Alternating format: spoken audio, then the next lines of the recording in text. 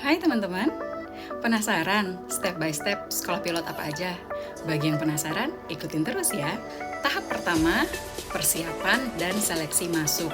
Untuk persiapan tentunya persiapan dana untuk sekolah dan persiapan fisik. Yang kedua ada seleksi masuk, yaitu mengikuti beberapa tes untuk masuk ke sekolah tersebut. Untuk persiapan dana, kamu bisa cari tahu di video aku yang membahas tentang berapa sih sekolah pilot.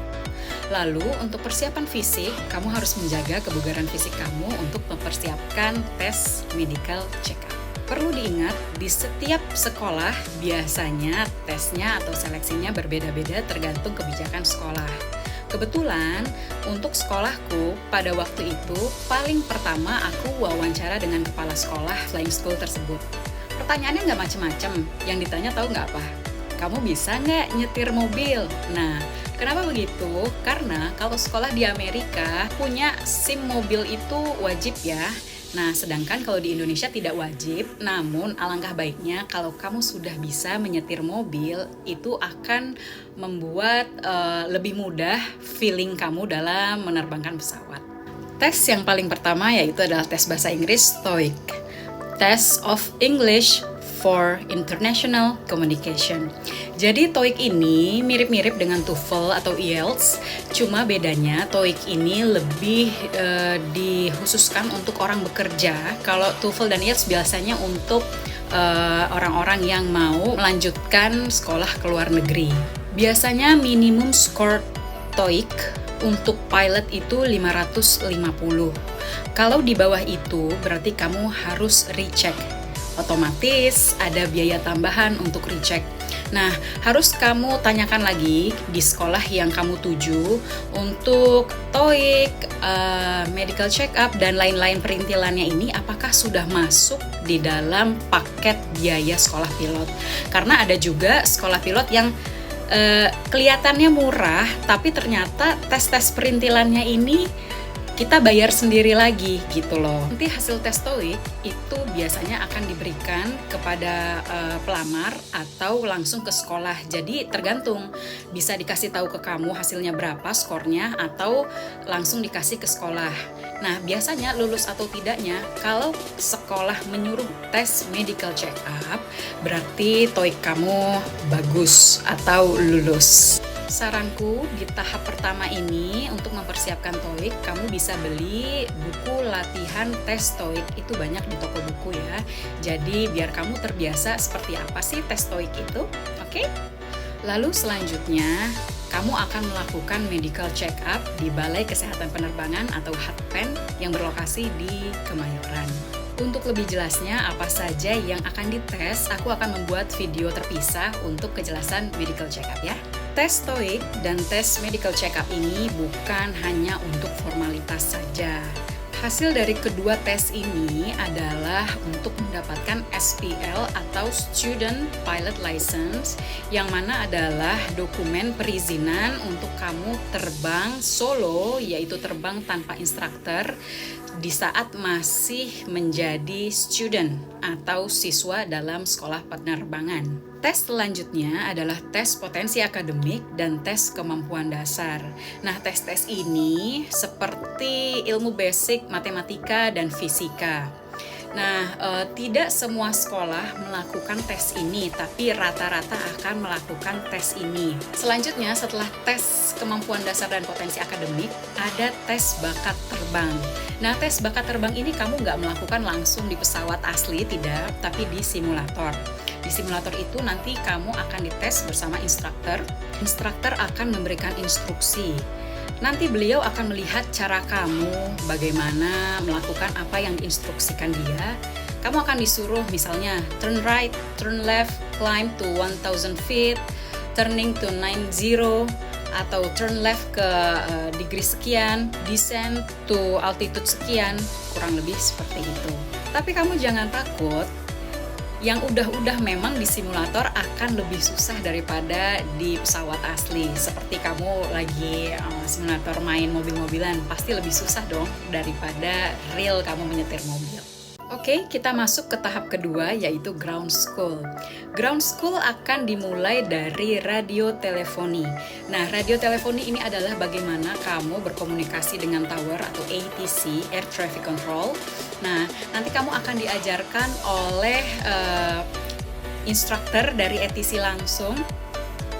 Akan diajarkan bagaimana sih cara merepeat kata-kata yang diberikan air traffic controller, atau bagaimana kamu ada matematikanya juga, dan ada juga kayak ilmu logika. Makanya kamu harus sering-sering berlatih di pelajaran ini, karena nanti juga ada tes tertulis dan tes praktek. Usahakan jangan sampai recheck, karena kalau recheck otomatis akan keluar lagi biaya untuk recheck. Jadi akan membengkak lagi nih budget kamu untuk sekolah pilot. Kalau kamu sudah lulus dari radiotelefoni, kamu akan diberikan sertifikat dari Kementerian Perhubungan Kelaikan Udara. Seperti ini contohnya. Nanti setiap kamu terbang ini nggak usah dibawa, kamu simpen aja untuk kenang-kenangan seumur hidup.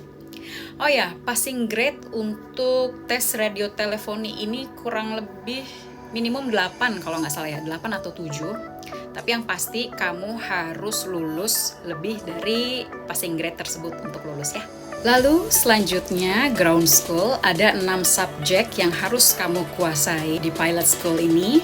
Yang pertama adalah rules and regulation. Yang kedua ada aircraft instruments. Yang ketiga ada meteorology. Yang keempat ada principles of flight atau aerodynamics. Yang kelima ada airframe and aircraft systems. Yang keenam adalah navigations. Nah, dari keenam ini akan ada tes dari sekolah oleh ground instructor, dan akan ada tes juga dari Kementerian Perhubungan lagi. Nah, jadi setiap kamu mau mendekati akhir sekolah kamu, pasti ada tes dari Kementerian Perhubungan, entah itu ground school atau flight trainingnya ya. Nanti kalau kamu sudah dinyatakan lulus, kamu akan mendapatkan sertifikat seperti ini. Nah, passing grade-nya sama dengan radiotelefoni, yaitu minimum 8 atau 7 aku lupa, tapi seingat aku 8. Diingat, jangan sampai recheck karena ada biaya tambahan lagi. Jadi di saat terbang, seluruh dokumen-dokumen ini nggak perlu kamu bawa, kamu simpan aja di file di rumah kamu.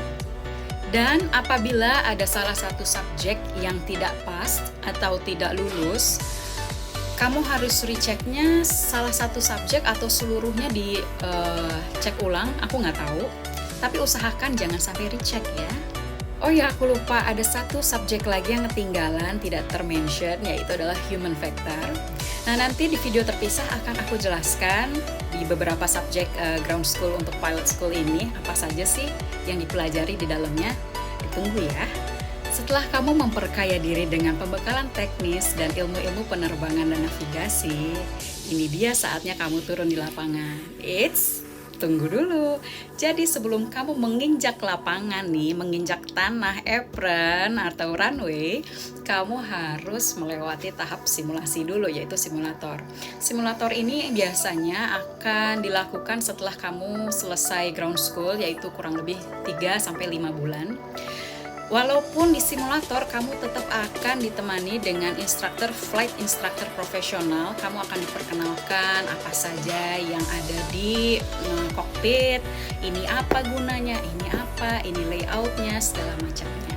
Jadi student pilot ini mereka akan menerapkan apa yang mereka pelajari di ground school ke lapangan melalui sarana praktik simulator ini.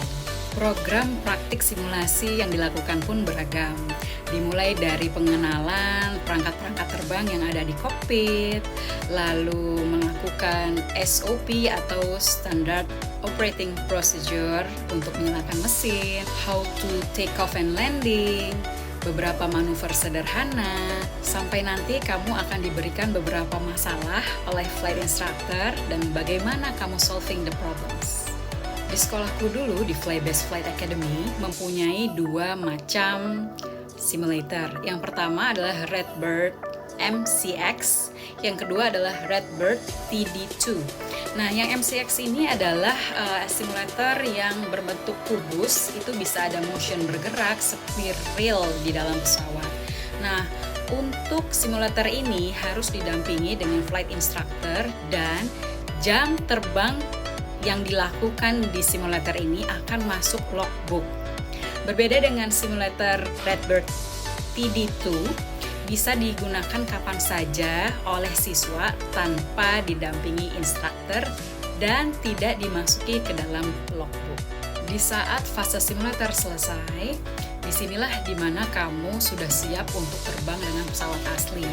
Biasanya awal-awal kamu akan diajak untuk touch and go, lalu ke area untuk climbing, descending, steep turn, atau manuver lainnya.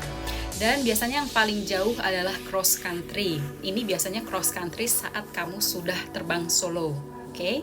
Cross country adalah terbang dari titik tertentu ke titik tertentu yang jaraknya cukup jauh, dan solo itu adalah terbang tanpa instruktur. Jadi kamu menerbangkan sendiri pesawat itu.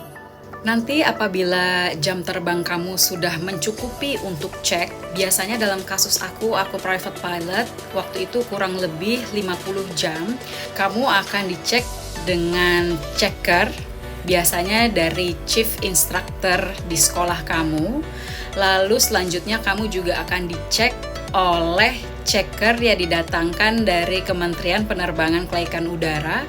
Waktu itu checkernya adalah Captain Insan. Nih, ada yang kenal dengan Captain ini. Beliau waktu itu terbang di Sriwijaya atau di Nam Air, aku lupa. Captain, kalau nonton, salam. Nah, beliau ini juga lulusan Curup. Jadi biasanya checker-checker ini adalah checker-checker sesepuh, senior-senior banget dan sudah instruktur di maskapai yang beliau terbangi. Nanti setelah kamu sudah dinyatakan lulus cek, student pilot license kamu ini akan berganti dengan private pilot license. Jadi ini sudah nggak usah dibawa-bawa lagi karena kamu sudah upgrade menjadi private pilot. Nanti kalau kamu melanjutkan commercial pilot license dan license selanjutnya, itu tetap akan ada ground check dan flight check seperti PPL sebelumnya. Dan kalau misalnya kamu sudah lulus commercial pilot license, itu warnanya biru seperti ini, otomatis yang PPL-nya akan ditarik. Begitupun kalau kamu sudah lulus ATPL, nanti license CPL-nya akan diambil. Loh, kok aku punya semua? Jadi gini ceritanya, ini punya aku yang hanya private pilot license, yang dua ini punya partner aku. Jadi beliau ini ceritanya dulu PPL dan CPL fixed wing di Indonesia. Lalu beliau ini mendapatkan beasiswa sekolah pilot helikopter di Amerika karena di Indonesia ini sangat jarang sekolah untuk helikopter. Makanya beliau disekolahkan di Amerika untuk mengambil dari awal lagi sekolah helikopter dari 0 hour untuk mendapatkan commercial pilotnya. Setelah lulus commercial pilot di Amerika, beliau kembali ke Indonesia tinggal endorse license milik Indonesia. Makanya dapat license Indonesia. Nah, makanya kenapa kok dia masih ada license fixed wing dan rotary wing? Karena fixed wingnya itu dia menempuhnya di Indonesia, di Amerika untuk rotary wingnya. Setelah mendapatkan commercial pilot di Amerika untuk rotary wing, dia tinggal endorse aja di Indonesia. Untuk CPL helikopter itu warnanya abu-abu juga seperti ini, cuma nggak ada garis putihnya. Ini tuh ATPL ya. Nah, setelah beliau ini mendapatkan ATPL license rotary wing, license yang CPL helikopternya diambil. Nah, jadi saat ini kalau kamu terbang, misalnya kamu bekerja di suatu perusahaan dan kamu terbang, hanya license yang terupgrade yang dibawa, ya, yang saat ini kamu terbangin. Jadi yang ini PPL, CPL itu udah disimpan aja, nggak perlu dibawa-bawa. Contoh, kamu terbang di suatu negara tertentu, di Doha atau di Amerika. Nah, itu yang dibawa saat terbang adalah license yang diakui di negara tersebut. Contohnya kalau di Amerika ya cukup bawa kartu ini gitu loh. Misal ada yang nanya, "Kak, kalau punya 2 license berbeda, rotary wing dan fixed wing, bisa terbang dua-duanya dong?" Absolutely yes. Enak ya? Pemegang rotary wing bisa pindah ke fixed wing selama dia punya license-nya. Tapi yang punya fixed wing untuk mendapatkan rotary wing ini agak repot karena harus mulai dari 0 hour lagi. Karena itu tuh bener-bener manuver yang berbeda. Kalau dia sudah punya rotary wing license, itu dia hanya bisa refresh aja gitu loh, karena dulu pernah basic sekolah fixed wing juga. Berbeda dengan kamu sama-sama fixed wing, terbang Boeing dan Airbus, itu manuvernya sama, hanya beberapa alatnya aja yang beda. Nah, kalau rotary dan fixed wing itu benar-benar berbeda. Pernah ada temen dari partner aku, beliau terbang helikopter, lalu iseng pindah ke fixed wing, bekerja di satu maskapai terkenal di Indonesia, baru sebentar balik lagi ke helikopter. Ditanya kenapa, alasannya ketawa aja. If you know, you know, katanya gitu. Jadi ya apapun itu, mau rotary wing atau fixed wing, dua-duanya keren karena sama-sama susah mendapatkan license ini ya. Jadi kalau kamu berniat untuk sekolah pilot, tolong diseriusin bener-bener karena harganya juga tidak murah. Sangat banyak yang bisa menjadi posisi kamu bisa sekolah pilot dan berprofesi sebagai pilot. Jadi jangan disia-siakan kesempatan itu ya. Bye!